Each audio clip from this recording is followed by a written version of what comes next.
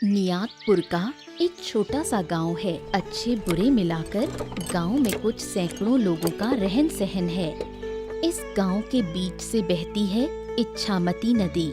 लेकिन गांव की सबसे बड़ी कमी ये है कि यहाँ के लोगों तक बाहरी दुनिया की कोई खबर नहीं पहुँचती। केवल विशाल नाम के एक आदमी के घर में रेडियो है और उसी रेडियो से सभी लोग तरह तरह की खबरें पाते हैं। क्या रे, इतने ध्यान से क्या सुन रहे हो? एक पान लोगे क्या? अरे सामने से बहुत बड़ा संकट आने वाला है और तुम हो कि पान खाने की बात कर रही हो। अरे भाई, पान मेरे मुंह के नीचे जाएगा ही नहीं, समझी? कौन सा संकट आने वाला है? अरे ज्यादा बरसात के कारण इस बार बाढ़ आएगी। बाढ़ में घर दुआर सब डूब जाएगा। बाढ़ कब से शुरू होगी? बगल में बैठी हो फिर भी खबर नहीं सुन रही हो। थोड़ा ध्यान से सुन लोगी तो सब जान जाओगी। पता नहीं कहाँ ध्यान है। क्या बोलते हैं? मैं कुछ समझ नहीं पाई। हाँ, तुम समझोगी भी क्यों? घुमा फिराकर मत बोलो, सीधी बात बताओ। इस बार बहुत बारिश होगी। नदी का पानी इतना बढ़ जाएगा कि पूरा गांव डूब जाएगा। हमें पहले से ही तैयारी करनी होगी। मुझे तो बहुत डर लग रहा है। हमारा क्या होगा? चलो एक काम करते हैं, हम ऊंचे इलाके में चलते हैं। ओहो, कहीं जाने की जरूरत नहीं है। हमारे घर के पास बड़ा आम का पेड़ है। उसी पर बांस से 2 मंजिला घर बनाएंगे। बरसात आने तक हमारा घर तैयार हो जाना चाहिए। बहुत अच्छा होगा। तब हमें घर छोड़कर कहीं जाना नहीं पड़ेगा। जब सब बाढ़ में डूबेंगे तब पेड़ पर आराम से रहेंगे। और सुनो, ये बात तुम गांव में किसी से कहना मत, ठीक है? नहीं जी, मैं किसी से कुछ नहीं कहूँगी। हम नहीं बताएंगे तो गांव के लोग कैसे जानेंगे? क्या जानेंगे? इस गांव में एक ही रेडियो है, वो भी हमारे घर में। पेड़ पर ईंट पत्थर से घर तो बन नहीं सकता। बांस से मजबूत करके ही 2 मंजिला घर बनाना होगा। हाँ, तुम बिल्कुल सही कह रही हो। कल से ही काम शुरू करना होगा। इसी गांव में विजय नाम का एक आदमी भी रहता है। पत्नी दिशा के साथ उसका छोटा सा परिवार है। वो लोग विशाल के पड़ोसी हैं। विजय दिन भर मेहनत करता और रात को घर लौटता और फिर दिशा से तरह तरह की नोकझोंक होती। ये तुम्हारे घर आने का समय है? इधर मैं दिन भर अकेली घर में पड़ी रहती हूँ, उसकी तुम्हें कोई परवाह नहीं। अरे तो क्या करूं? मैं जानबूझकर तो देर नहीं करता। दिन भर बहुत काम रहता है। काम करके ही देर से लौट पाता हूँ। क्या करूं? इतना काम करके होगा क्या? अरे भाई, काम ना करूं तो घर कैसे चलेगा? दिन भर मेहनत करके लौटा हूँ और तुम अच्छा व्यवहार करने की बजाय झगड़ा कर रही हो। क्या करूं? दिन भर अकेले रहते रहते मेरा मूड चिड़चिड़ा हो गया है। अरे भाई, तो दिन भर अकेले क्यों रहो? आसपास के लोगों से बातचीत तो कर सकती हो ना। तुमसे एक बात कहनी थी। क्या?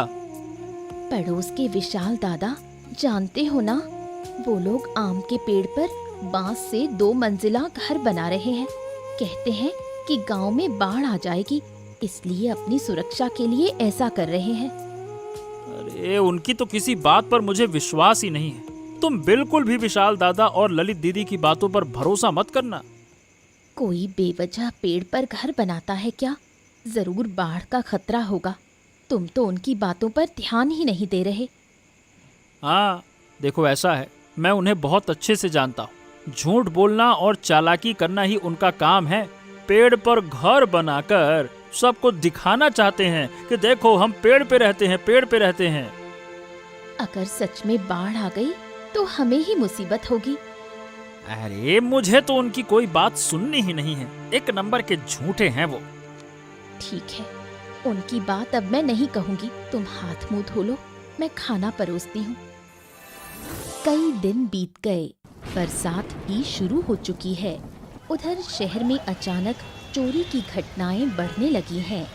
एक दिन कुछ पुलिस वाले निताईपुर गांव में एक चोर की तलाश करने पहुंचे।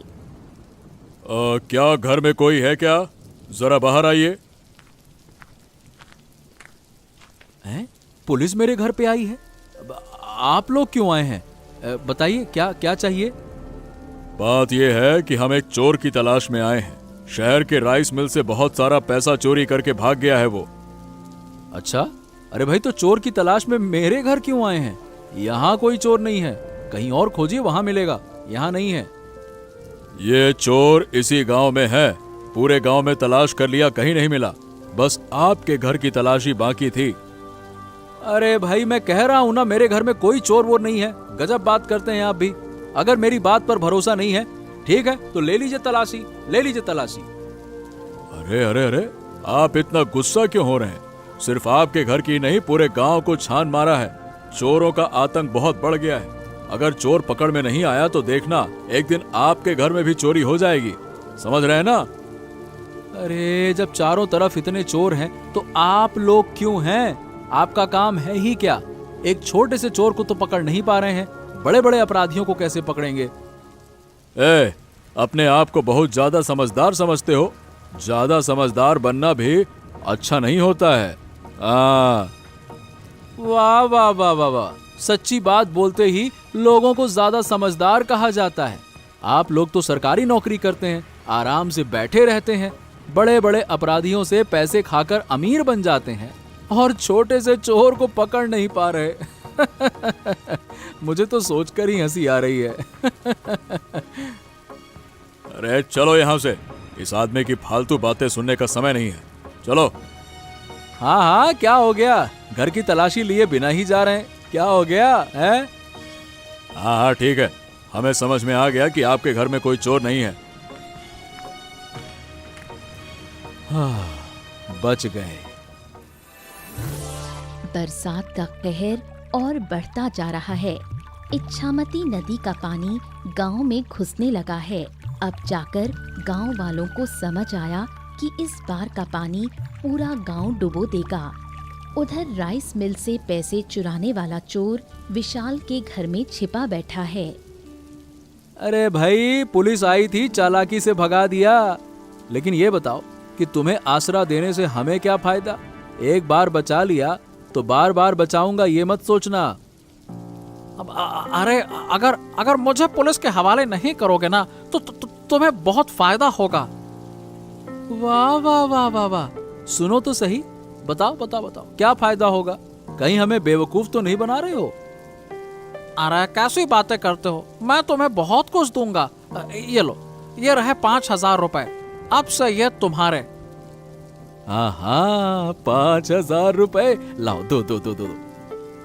हाँ, और भी बहुत कुछ दूंगा, लेकिन एक शर्त है, मेरी बात पुलिस को जरा भी पता नहीं चलनी चाहिए। हाँ हाँ हाँ हाँ, मैं वादा करता हूँ तुम्हारी बात कोई नहीं जान पाएगा। तुम यहाँ निश्चिंत होकर रह सकते हो। ये तो सही है। तेज बारिश में विजय शहर से काम करके लौट रहा था। तभी उसने विशाल के घर में हो रही सारी बात सुन ली। सब सुनकर विजय जल्दी जल्दी घर लौट आया। तुम ऐसे हांफते हांफते घर में क्यों घुसे? अरे सुनो, तुम्हें कुछ जरूरी बात बतानी है। पुलिस जिस चोर को खोज रही है ना, अरे वो चोर तो विशाल दादा के घर में बैठा है। हाँ, पेड़ पर जो घर उन्होंने बनाया है उसी में बैठकर चोर उनसे बातें कर रहा था, मैंने सुना। ओ माँ, सच में? उन्होंने आखिरकार एक चोर को आसरा दे दिया। बहुत ही स्वार्थी लोग हैं। और नहीं तो क्या, चोर ने उन्हें पैसे दिए और कहता है कि और भी देगा। बस इसी लालच में उन्होंने चोर को छिपाया हुआ है। बिल्कुल अच्छा काम नहीं किया। अब वो चोर पूरे गांव में चोरी करेगा। अरे करने देंगे तो ना, कल ही सुबह जाकर मैं पुलिस में खबर देता हूँ। चोर को छिपाने का मजा अब चखाऊंगा। बारिश ना होती तो कभी पता ही नहीं चलता। ठीक ही होगा। हाँ, चोर तो पकड़ा जाएगा, लेकिन मुझे चिंता दूसरी हो रही है। नदी का पानी गांव में घुस आया है, पता नहीं अब होगा क्या। और क्या होगा?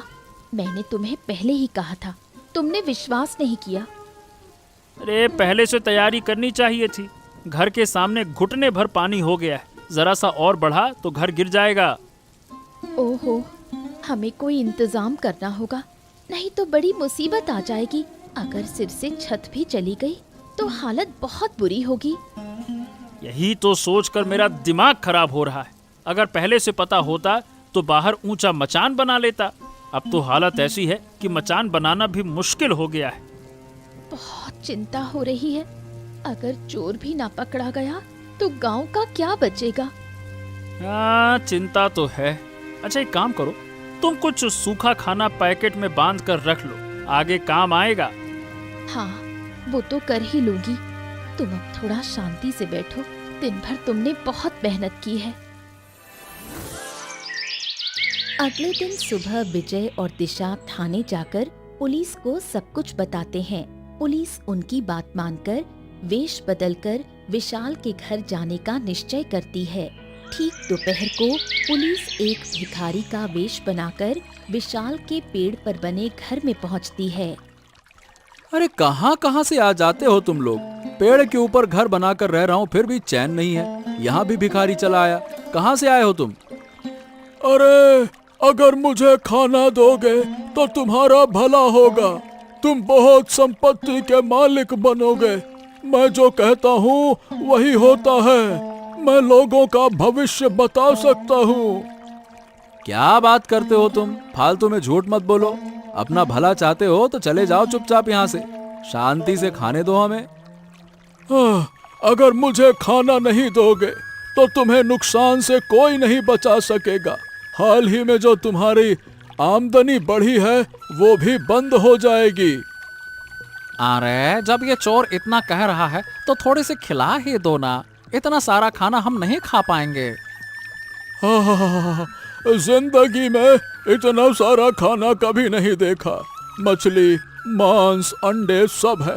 मुझे एक वक्त का खाना खिलाओगे तो तुम्हारे भाग्य खुल जाएंगे। हाँ। अरे कब से तो कह रहे हो तुम कि हमारा भाग्य खुलेगा, भाग्य खुलेगा। बताओ असल में होगा क्या? तुम्हारे पास ढेर सारे पैसे होंगे। गांव वाले सिर्फ देखते रह जाएंगे। हाँ। और सुनो, अगर तुम्हारी बात झूठ निकली ना तो तुम्हें ढूंढ कर खत्म कर दूंगा मैं। अरे नहीं नहीं नहीं, मेरी बात कभी झूठ नहीं होती। ज्यादा सवाल मत करो। जब मैं खाता हूँ तो जवाब नहीं देता। गजब भिखारी है भाई। देख रहे हो ताव इसके? ऐसा भिखारी मैंने कभी नहीं देखा।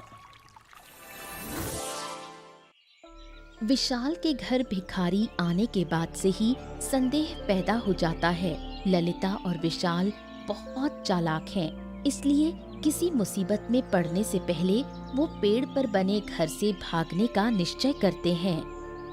मुझे अजीब लग रहा है, इस चोर को शरण देकर कहीं गलती तो नहीं कर दी। दोपहर में खाकर चोर कहाँ चला गया? अरे कहाँ जाएगा भाग्यवान, चोरी करने गया होगा। चोर का काम तो चोरी करना ही है ना। चारों ओर बाढ़ का पानी फैला हुआ है। हम पहले से तैयार थे इसलिए बच गए, वरना गांव वालों की तरह हम भी मुसीबत में पड़ते। हाँ, मेरे मन में तो कुछ और ही बात घूम रही है। आज दोपहर में एक भिखारी आया था। मुझे उस पर संदेह हो रहा है। मतलब सच में कोई भिखारी था या फिर कोई और? कहीं वेश बदलकर हमें नुकसान पहुंचाने तो नहीं आया? सुना है पुलिस वेश बदलकर अपराधी पकड़ती है। हो सकता है। मुझे भी वैसा ही लग रहा है। चोर की वजह से हम बड़ी मुसीबत में पड़ सकते हैं। भिखारी आया ही कैसे? तुमने अंदर आने की इजाजत क्यों दी? डर दिखाकर अंदर आया। कह रहा था खाना नहीं दोगे तो नुकसान होगा। पता नहीं बहुत कुछ कह रहा था, इसीलिए मैंने कहा मजबूरी में दे दो यार। फालतू में किसी की बद्दुआ नहीं चाहिए। मेरा तो मन कर रहा है कि आज रात यहाँ रहना ठीक नहीं। अब जिस तरह पानी बढ़ रहा है, नीचे रहना भी तो सुरक्षित नहीं लगता ना। चाहे जितनी तकलीफ हो, लेकिन आज की रात हमें नीचे ही गुजारनी होगी। कल रात जब हम चोर से बात कर रहे थे, कोई हमारी बातें सुन रहा था। मैंने कहा था, लेकिन तुमने यकीन नहीं किया। हाँ, विजय हो सकता है। वो इसी रास्ते से आता जाता है। सच में अगर विजय हुआ ना, उसको तो मैं मजा चखाऊंगा ससुरे को। देखो, चोर आ रहा है। पेड़ पर घर बनाया था सुरक्षित रहने के लिए, अब फिर से नीचे जाना पड़ रहा है। अच्छा नहीं लग रहा। सुनो, चोर को छोड़कर हम नीचे चले जाएंगे।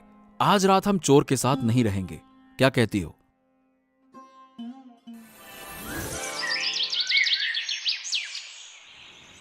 विशाल और ललिता मुसीबत से पहले ही पेड़ पर बने घर से निकलकर सुरक्षित जगह चले जाते हैं।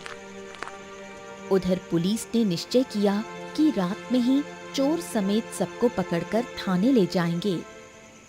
अरे ये तो खर्राटे मारकर सो रहा है। अबे उठ उठ। कौन है? थोड़ी देर आराम से सोने भी नहीं देते।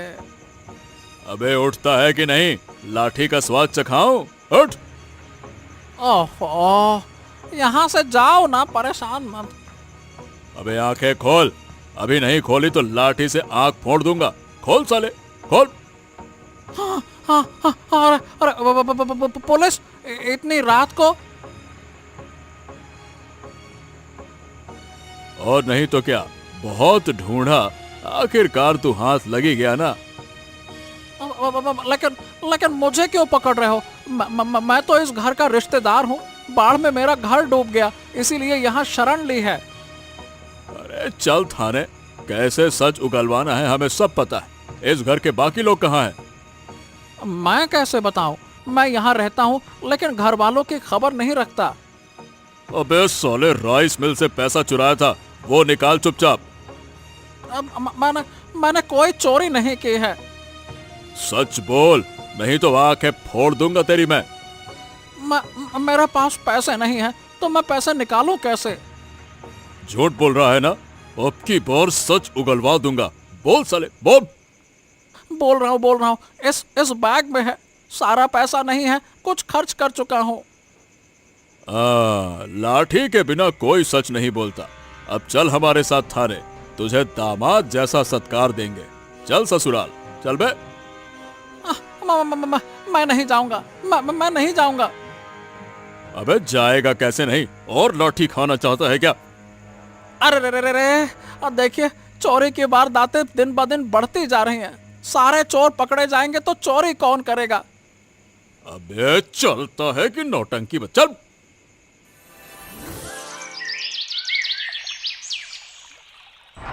चोर पकड़े जाने से विशाल और ललिता विजय से बहुत नाराज हैं। आज काम पर जाने की जरूरत ही नहीं थी। घर के अंदर पानी भर गया है, थोड़ी देर में तो खाट पर भी चढ़ जाएगा। अकेले मैं क्या करूंगी? घर टूट गया तो सब खत्म। तुम लोगों ने अच्छा नहीं किया। घर में मेहमान आए तो क्या उसे पुलिस के हवाले कर देते हैं? दीदी, तुम्हारी बात समझ में नहीं आ रही। मेहमान को क्यों पकड़वाते?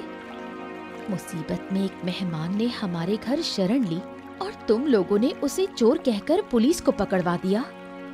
चारों तरफ लोग मुसीबत में हैं और तुम लोग चोर की चिंता कर रहे हो। बाढ़ में फसल नष्ट हो रही है, घर टूट रहे हैं, कुछ दिन बाद लोग भूखे मरेंगे। अगर तुम लोग इतनी मुसीबत में हो तो हम क्या कर सकते हैं? सबकी परेशानी देखने लगे तो हमारा क्या होगा? तुम लोग बहुत स्वार्थी हो। इतना स्वार्थी होना अच्छा नहीं। बाढ़ में दूसरों के साथ खड़े रहो। मुसीबत में साथ दोगे तो ऊपर वाला भी तुम्हारी रक्षा करेगा। तुम्हारी ये ज्ञान की बातें मुझे बिल्कुल अच्छी नहीं लग रही। अच्छी ना लगे तो मत सुनो। तुम्हारे साथ बात करने की मेरी कोई इच्छा नहीं है। बस कहना था कि तुम लोगों ने हमारे मेहमान को पुलिस के हवाले करके अच्छा नहीं किया। अच्छे आदमी को कभी पुलिस पकड़ती है? तुमसे बात करके कोई फायदा नहीं। जहाँ खड़ी रहूंगी तो पानी में डूब जाऊंगी। मैं घर जाकर ऊपर वाले कमरे में बैठूंगी। दीदी, सिर्फ अपना मत सोचो। चारों ओर लोग कैसे रो रहे हैं, देखो, उनके साथ खड़े रहो। अब जा रही हूँ, सोचूंगी तुम्हारे बारे में। बाढ़ में चारों ओर लोगों के घर डूब गए। जिनके कच्चे घर थे वो गिर चुके हैं। उधर विशाल और ललिता के मन में गांव वालों के लिए सहानुभूति जागने लगी।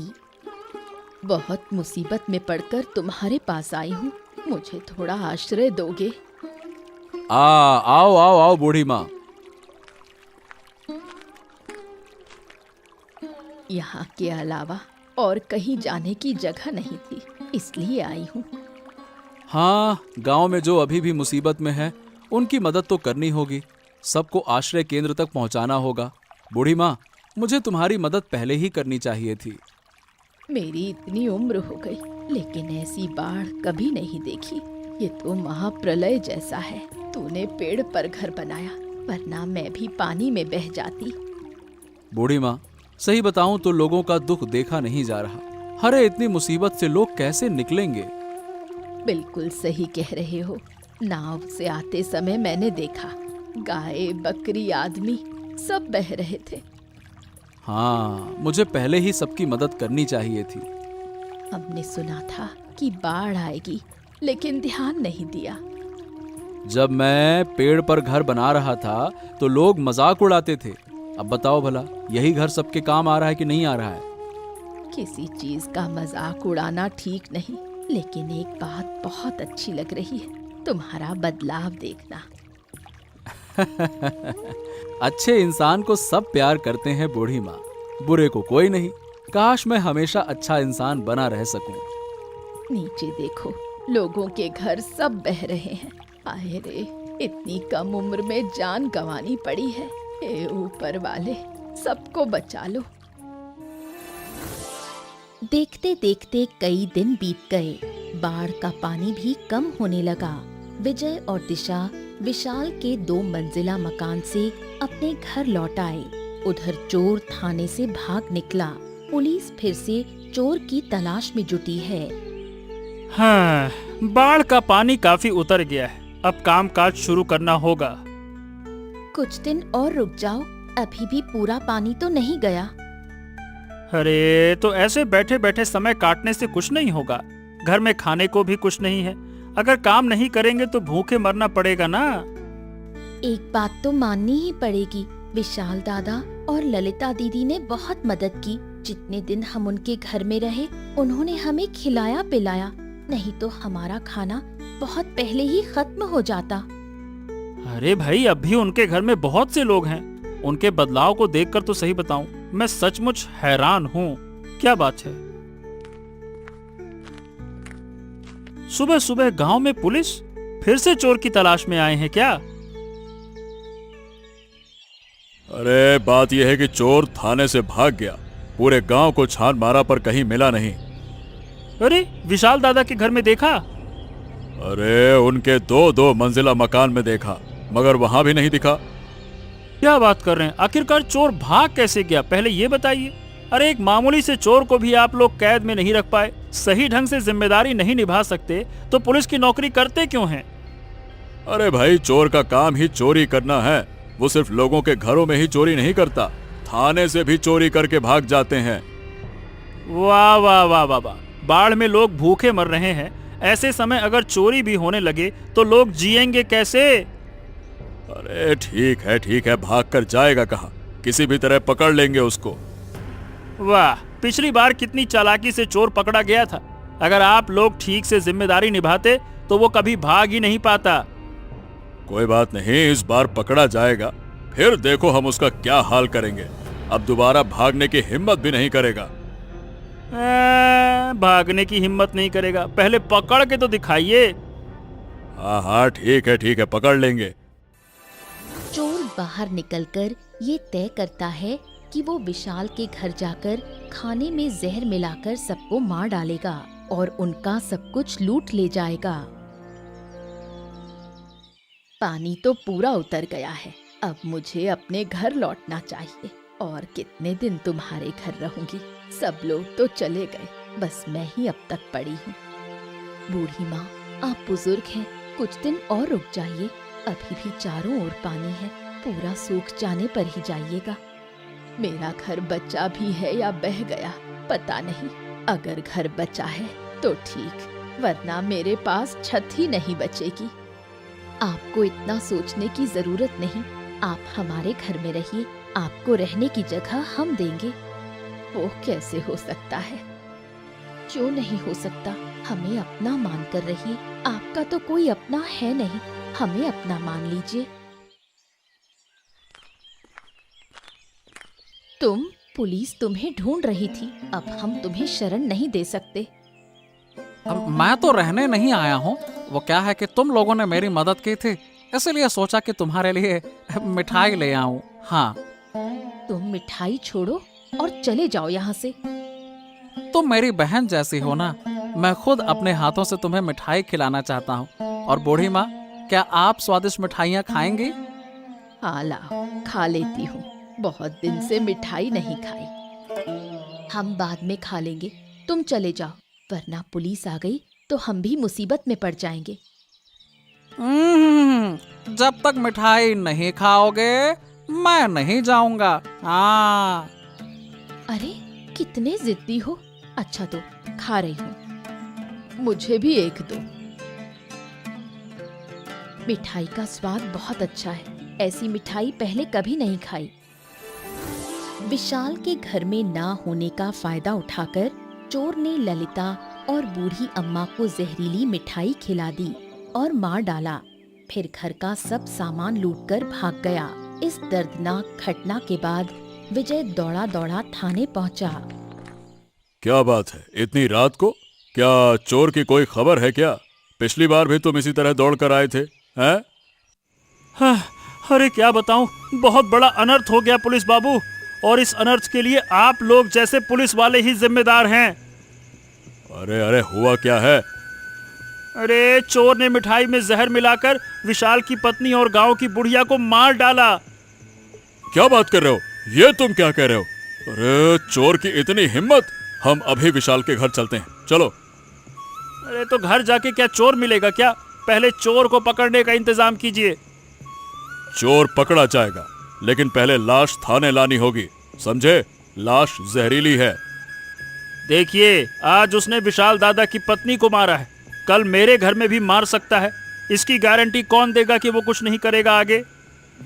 अब हम है ना, अब ऐसी घटना नहीं होगी। इसके लिए सख्त नजर रखेंगे, चिंता मत करो। अरे आप लोग क्या करेंगे ये हम सब समझ चुके हैं। एक बार पकड़ के उसको भागने दिए। ओहो, अब ये सब बातें अभी मत करो, चलो मेरे साथ, अभी हम विशाल के घर जा रहे हैं, चलो। आज रात में किसी भी तरह से चोर को पकड़ना होगा। आपकी लापरवाही से आज ये हाल हुआ है। अरे भाई, जितना तुम बोलते रहोगे उतना ही देरी होगी।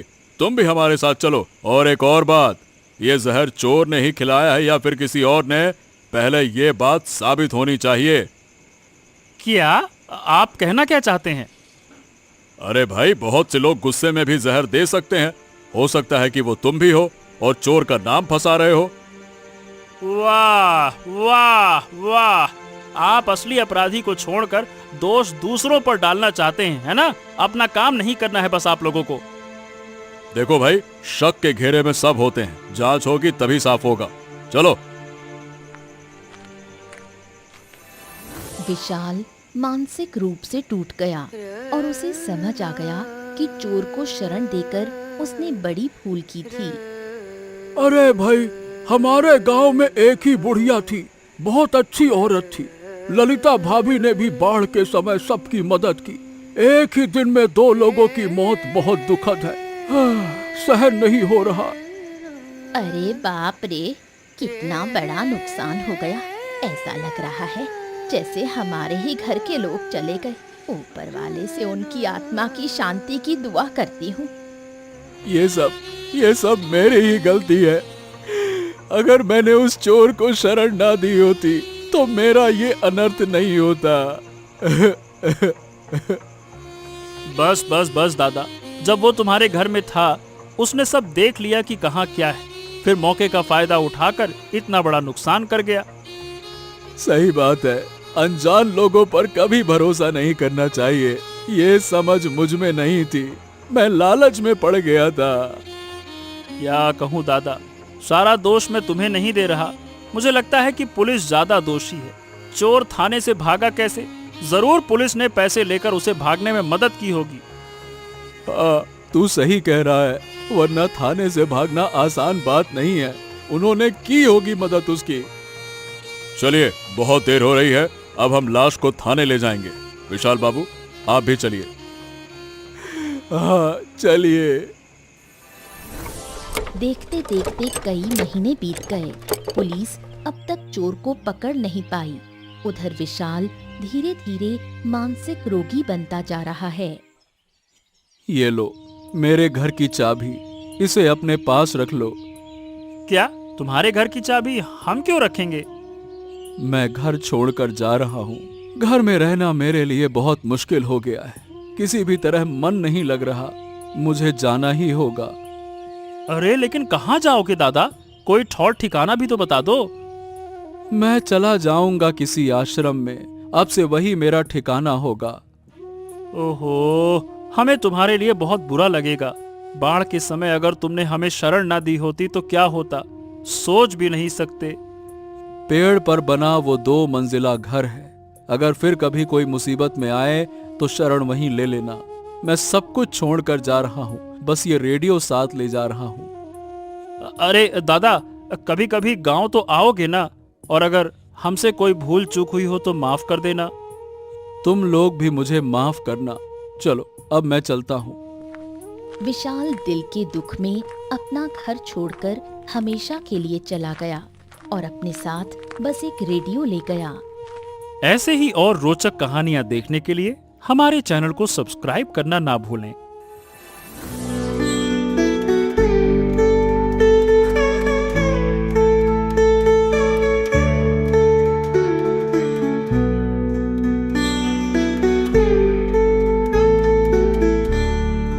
तो दोस्तों, कैसी लगी हमारी वीडियो? अगर हमारी वीडियो अच्छी लगी तो हमारे चैनल को सब्सक्राइब करो एंड लाइक करो और बेल आइकन भी ऑन कर देना कि जो भी वीडियो अपलोड हो जरूर आपके पास आए।